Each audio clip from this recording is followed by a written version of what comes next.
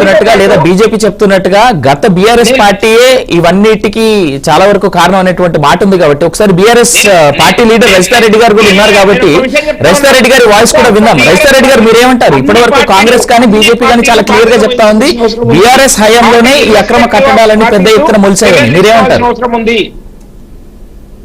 రజితారెడ్డి గారు నమస్తే అండి. నమస్తే అండి.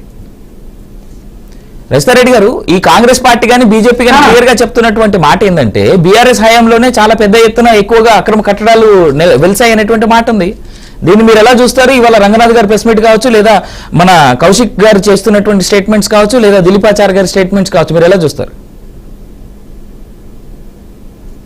ఇది ఒకటే అండి, వాళ్ళు మాట్లాడే మాటల్లో నిజమేందనేది ప్రజలే చెప్తున్నారు. ఇవాళ మీడియా ముందుకు వచ్చి ప్రజల కంటతడి, వాళ్ళ బాధలు దీనికి నిలువెత్తు సాక్ష్యం. ఎప్పుడు కట్టుకున్నారు అనేది ప్రజలు, చాలా మంది ప్రజలు కాంగ్రెస్ హయాంలో కట్టుకున్న ఇండ్లే ఇవన్నీ చెప్తున్నారు.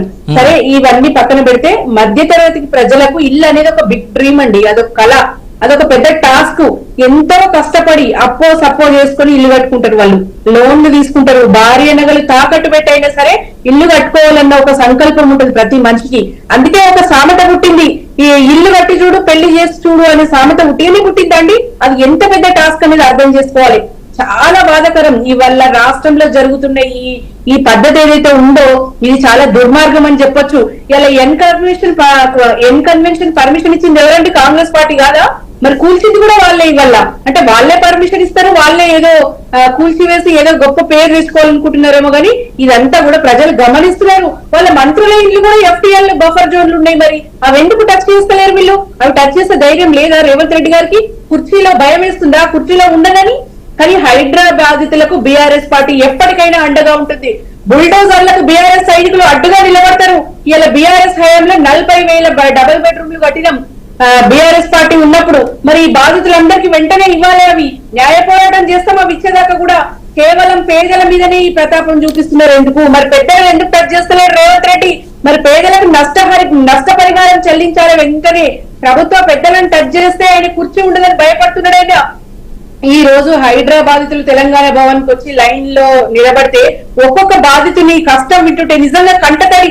నాకు చాలా బాధ అనిపించింది. యాజ్ ఏ మదర్ గా నాకు చాలా బాధ అనిపించింది. వాళ్ళ పిల్లల చదువులు ఏం కావాలి, వాళ్ళ బతుకులు ఏం కావాలి అనేది నిజంగా ప్రభుత్వం ఆలోచించదండి. మరి ఈ రోజు హైడ్రా బాధితులు తెలంగాణ భవన్ కు వచ్చిన సందర్భంగా నిజంగా ఎంతో మంది కళ్ళారా చూసినాం మేము. అవి కూలగొడుతుంటే అక్కడ పోయి చూసిన సందర్భం లేదు. ఇవాళ వాళ్ళు చెప్తుంటే కళ్ళ కట్టినట్టుంది ఇక్కడ న్యాయం దొరుకుతుందని. ఇవాళ తెలంగాణ భవన్ కు వచ్చి వాళ్ళు బాధితులు చెప్పుకుంటుంటే అంటే బీఆర్ఎస్ ప్రభుత్వంలో ఎంత సేఫ్ గా ఉన్నారు ప్రజలు అనేది అర్థం చేసుకోవాలి. ఇలా మన నాయకుడు కూడా వాళ్ళ బాధలని కంటతడి పెట్టిన సందర్భం చూస్తాం. 10 నెలలు కూడా కాలేదు, మళ్ళా బీఆర్ఎస్ దిక్కని చూస్తున్నారు ప్రజలు.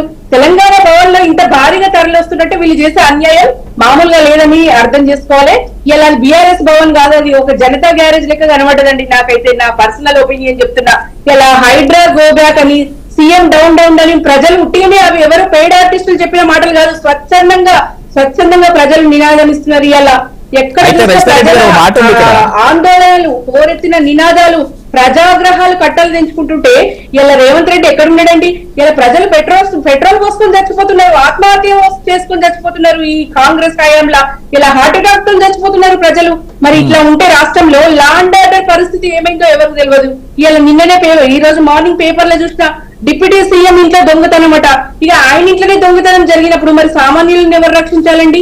ఇలా లా అండ్ ఆర్డర్ లేదు. ఇలా ప్రజలను రక్షించాల్సిన కాంగ్రెస్ పార్టీ ఇలా భక్షిస్తుంది.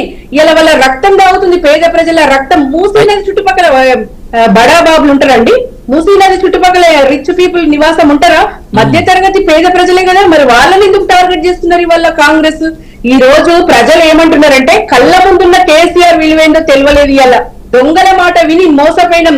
ఇంకోటి, కాంగ్రెస్ పార్టీ సోషల్ మీడియాలో హైడ్రా డ్యామేజ్ కంట్రోల్ చేసేందుకు ఇలా కేసీఆర్ కేటీఆర్ అంటే వాళ్ళు అనని మాటలు కూడా కట్ చేసి ఏవో అన్నట్టుగా ఏవో సృష్టించి వాట్సాప్ గ్రూపుల్లో ఫేక్ ప్రచారం చేసుకుంటున్నారు. అంటే అంత దౌర్భాగ్య పరిస్థితికి కాంగ్రెస్ పార్టీ దిగజారింది.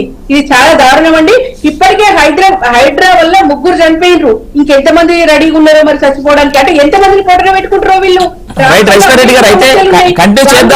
గాంధీలో మంటల కొరత. మరి మనతో పాటు కోటేశ్వరరావు గారు